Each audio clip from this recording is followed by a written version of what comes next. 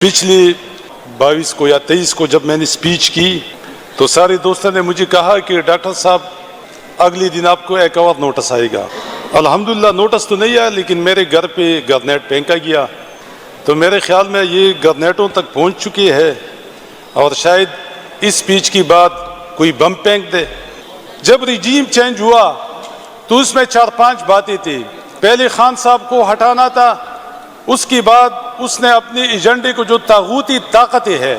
جو مسلمانوں کے خلاف ہے، وہ پاکستان کے خلاف نہیں ہے، جو ساری امت مسلمہ کے خلاف ہے، جن کو ہم طاغوتی شیطانی طاقتیں کہتے ہیں،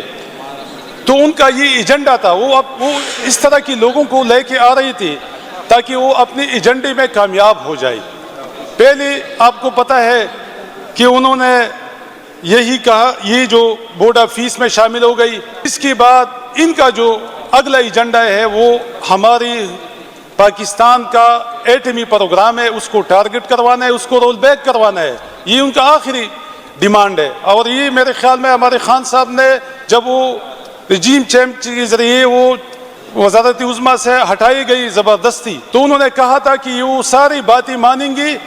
جو یہ مجھ سے نہیں کروا سکتی، لیکن تب بھی ہماری کچھ مذہبی جماعتیں ان کے خلاف کہ یہ اسرائیل کا ایجنٹ ہے۔ ابھی کسی بھی مذہبی جماعت کی طرف سے کوئی سٹیٹمنٹ نہیں آتا۔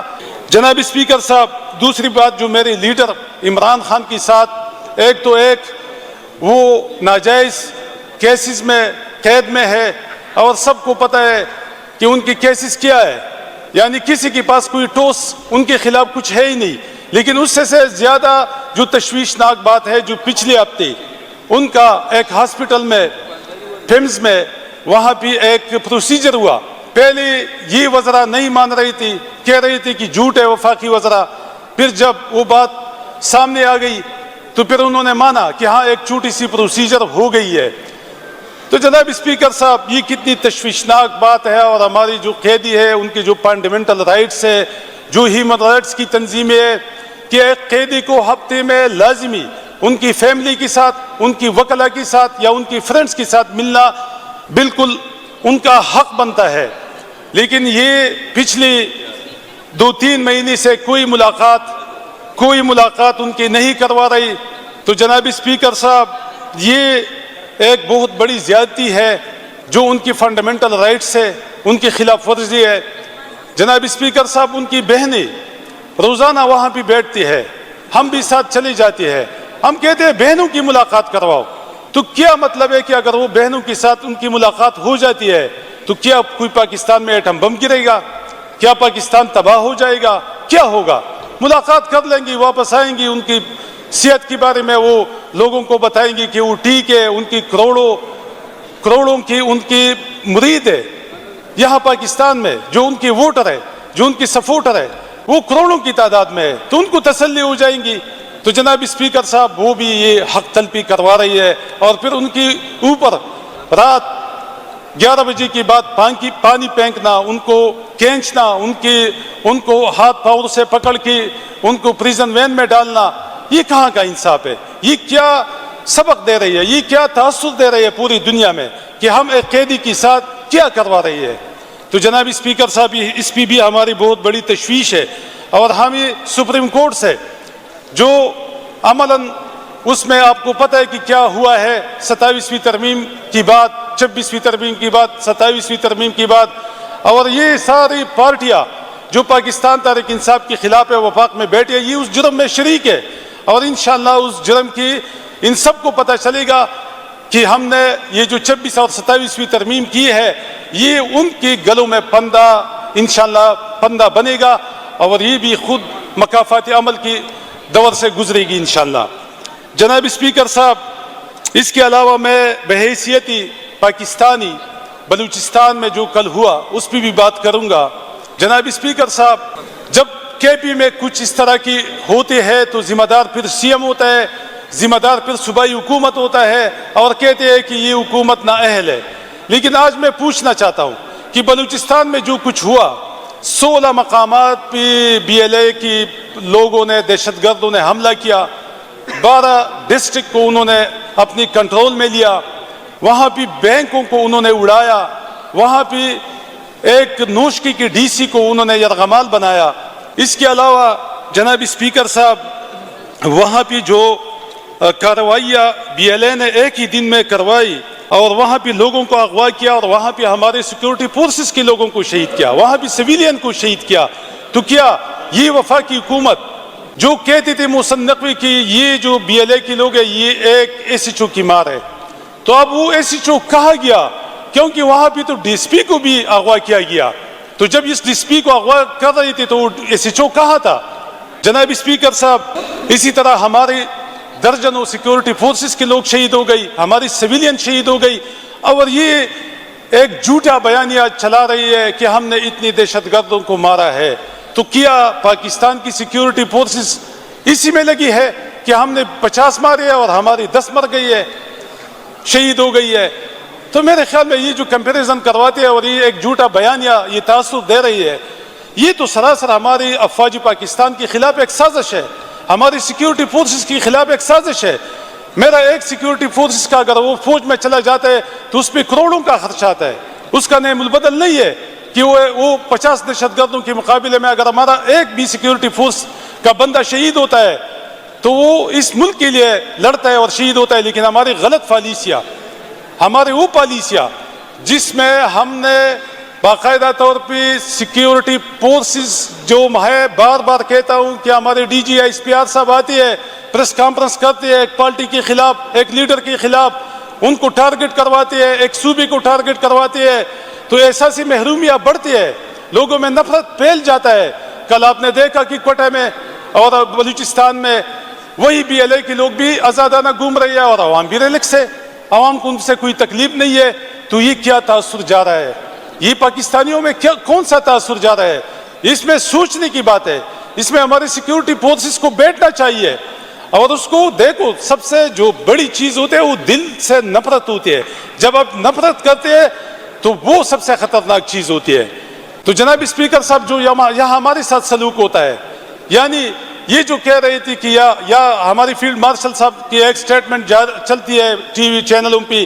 کہ یہ 1400 لوگ ہیں, کیا یہ بلوچستان کو اغوا کر لیں گے یا بلوچستان کو ٹیک اوور کریں گے؟ تو ہم یہی کہتے ہیں کہ اس طرح کی لوگوں کا قلق ہونا چاہیے. لیکن کس طرح ہماری سیکیورٹی فیلئر یہ نہیں ہے کہ اتنا بڑا منصوبہ بنتا ہے اور 16 جگہوں پہ وہ آتے ہیں اور دندناتی پھرتے ہیں اور وہ راکٹ لانچر چلاتے ہیں اور لوگوں کو بھی شہید کرواتے ہیں اور ہمارے سیکیورٹی فورسز کو بھی شہید کرواتے ہیں. تو ہماری سیکیورٹی ایجنسیاں کہاں تھی اس وقت؟ ہمارے قاسم سوری صاحب امریکہ میں بیٹھے ہیں, کیا وہ ان کے گھر پہ پہرے دے رہی تھی؟ کیا وہ ہمارے اور لوگوں کے اوپر؟ ہم تو یہی کہتے کہ خدا کے لیے اس کو چھوڑو, یہ پولیٹیکل لوگوں کو چھوڑو. پولیٹیکل لوگ یہ کبھی دہشت گرد نہیں ہو سکتی, ان کا ایک مائنڈ سیٹ اپ ہوتا ہے, وہ اس ملک سے مخلص ہوتے ہیں, وہ محب وطن ہوتے ہیں. لیکن ہمارے ساتھ جو ہوا جناب اسپیکر صاحب پاکستان کی تاریخ میں نہیں ہوا. لیکن ابھی بھی ہم کہتے ہیں کہ پاکستان فوج زندہ باد, پاکستانی ادارے زندہ باد. ہم آج بھی کہتے ہیں کہ پاکستان زندہ باد. ہم نے کبھی بھی کوئی اس طرح کا نعرہ کسی بھی پولیٹیکل ورکر نے نہیں لگایا, لیکن پھر بھی ان کی پیچھے لگی ہے. اگر آپ ایک پولیٹیکل پارٹی کے پیچھے لگیں گے تو اس طرح کے اقدامات ہوں گی, اس طرح کے لوگ آئیں گے, اس طرح لوگ ٹیک اوور کریں گے, اس طرح لوگوں کی شہادتیں ہوں گی, سیکورٹی فورسز کی شہادتیں ہوں گی. تو یہی میرا عرض ہے کہ خدا کے لیے اپنے کام پہ توجہ دو, اپنے بارڈر سنبھالو اور اس پہ توجہ دو تاکہ کوئی ملک دشمن عناصر جو ہے وہ آپ ان کو پاکستان میں کسی بھی کارروائی کے لیے وہ جوگا نہ ہو سکے, وہ کر ہی نہیں سکے. تو جناب اسپیکر صاحب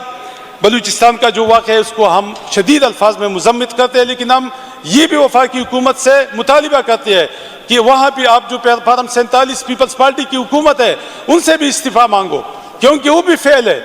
ان کے ایک دن میں 16 حملے اور درجنوں نہیں سینکڑوں لوگ شہید ہو گئی. تو آج وہ کہ اس کو پروٹیکٹ کر رہی ہے, کہہ رہی ہے کہ نہیں اس نے اچھا مقابلہ کیا, کیونکہ ہمارے تھوڑے لوگ شہید ہو گئے اور ان کی زیادہ لوگ مر گئی. تو یہ مطلب ہے یہ کمپیریزن والا چیز نہیں چلے گا. قوم اویئر ہے, قوم کو سب کچھ پتہ ہے کہ کیا ہو رہا ہے. تو جناب اسپیکر صاحب یہ بالکل ناقابل برداشت ہے, ہمارے یہ کمپیریزن کرواتی ہے. لیکن ہم پھر بھی چاہتے ہیں کہ پاکستان, سارا پاکستان ہمارا پاکستان ہے، پاکستان کے لوگ ہمارے لوگ ہیں، ان کی ایجنسیاں ہماری ہے، فوج ہماری ہے، اور ہم انشاءاللہ مرتے دم تک پاکستان اور اس مٹی سے پیار کرتے رہیں گے، چاہے یہ ہمیں غدار کہیں، چاہے یہ ہمیں ایجنٹ کہیں، چاہے یہ ہمیں دہشت گرد کہیں، لیکن پھر بھی انشاءاللہ ان کو ہم دکھائیں گے کہ ہم محب وطن لگے۔ جناب اسپیکر صاحب، میں آخری پوائنٹ پہ آتا ہوں۔ یہاں پہ پرسوں ڈاکٹر عباد صاحب نے اتنا جھوٹ بولا، میرے خیال میں میری پوری زندگی میں میں نے کبھی اتنا جھوٹ نہیں سنا تھا۔ تو اس کا مطلب یہ ہے کہ یہ جو فگر بتا رہی تھی جناب اسپیکر صاحب کہ کے پی میں یہ ہے، وہ کہہ رہا تھا کہ ایک سکول نہیں بنا۔ میں نے اس کو کہا کہ میں آپ کو اپنی گاڑی میں آپ کو انگلی سے پکڑ کے اپنے حلقے میں لے کے جاتا ہوں، وہاں بھی میں آپ کو 42 سکول میل فیمیل جو نئی بنی ہے، جو نیو اسٹیبلش ہے، میں آپ کو دکھاؤں گا۔ یہ کہہ رہا ہے کہ کوئی ہاسپٹل نہیں بنا، میں اپنی سوات میں اس کو 4 یونیورسٹیاں اور اس طرح کی ایک فیڈز اسپتال جو انشاءاللہ 1-2 مہینے میں وہاں پہ اس کی لانچنگ ہوگی، جو حمید کے حلقے میں ہے اور مراد سعید صاحب نے اس کو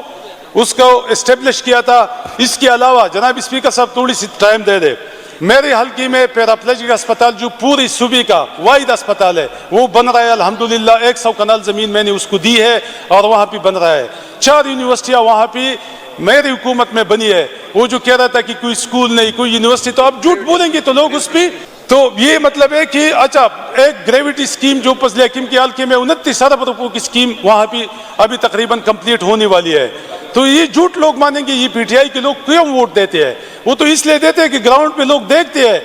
کہ یہ ان کی جھوٹ کو بھی دیکھتے ہیں اور گراؤنڈ پہ ترقی کو دیکھتے ہیں، تو اس لیے جو ہے لوگ ووٹ دیتے ہیں۔ اور یہ کیا کیا ہے، اور یہ اپنی کمنٹس دیکھ لیں، اس نے شانگلہ کو 25 سال سے اس نے پسماندہ رکھا ہوا ہے، تو اس کا مطلب یہ ہے کہ یہ سارا خیبر پختونخوا پسماندہ ہوگا۔ ہم مانتے ہیں کہ 25 سال سے شانگلہ میں کوئی کام نہیں ہوا، شانگلہ میں موبائل ٹاورز نہیں ہے، شانگلہ کی کوئی سڑک پکی نہیں ہے، شانگلہ میں بجلی نہیں ہے، شانگلہ میں کوئی سہولت نہیں ہے۔ اس کی وجہ یہ لوگ ہیں کیونکہ پچھلی 25 سال سے یہ وہاں سے منتخب ہوتی ہے اور ان کی حکومت ہوتی ہے، اور ان کا حال یہی ہے کہ یہ شانگلہ میں رہتی بھی نہیں ہے، یہ سوات میں اختر خان کے حلقہ سنگوٹے میں رہتے ہیں، کیونکہ وہاں بھی سہولیات نہیں ہے، وہاں بھی بجلی نہیں ہے، وہاں پہ موبائل ٹاور نہیں ہے، وہاں پہ سڑک ٹوٹ پھوٹ کا شکار ہے، وہاں پہ سکول نہیں ہے، وہاں پہ یونیورسٹی نہیں ہے، تو اس کی ذمہ دار کیا کے پی حکومت ہو گئی؟ تو یہ تو شانگلہ کے لوگ اگر نہیں بولتے، ہم تو بولیں گے کہ آپ لوگوں نے 25 سال سے شانگلہ کو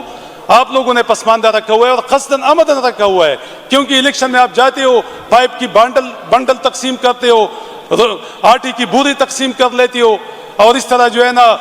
ٹین کی جو گھی کی ٹین ہے وہ تقسیم کر لیتے اور ووٹ لیتے، اور پھر بھی آپ جیت نہیں سکتے، فارم 47 کے ذریعے پھر آپ کو جتایا جاتا ہے۔ تو جناب اسپیکر صاحب، اس کو میں شدید الفاظ میں مذمت کرتا ہوں، اس کو چیلنج کرتا ہوں، چیلنج اس فلور پہ کرتا ہوں کہ آؤ کہ میں آپ کو سوات میں جس میں آپ رہتے ہیں، اگر اس میں ترقی نہ ہوتی تو آپ خود وہاں پہ نہ رہتی،